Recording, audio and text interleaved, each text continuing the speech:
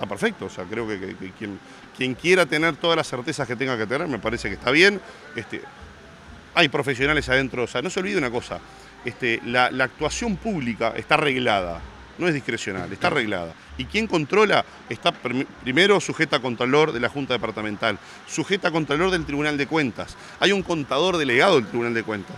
Cada gasto que se genera, cada tornillo que compra la Intendencia, también pasa a ser auditado por el Tribunal de Cuentas a través de su contador delegado. Entonces, hay un sistema que es garantista. Si se quiere tener más garantías, creo que nunca están de más, me parece bárbaro. ¿No le molesta? No me va a molestar, que se controle, me parece que está bien, me parece que si le da más certezas y garantías, me parece bien. Ya hay gente que controla, ya hay gente paga para eso, ya hay gente que tiene su función. Si las prioridades son contratar a una empresa para que audite o no sé cómo se le dice, pero que quiera controlar, me parece bárbaro, más certezas todavía.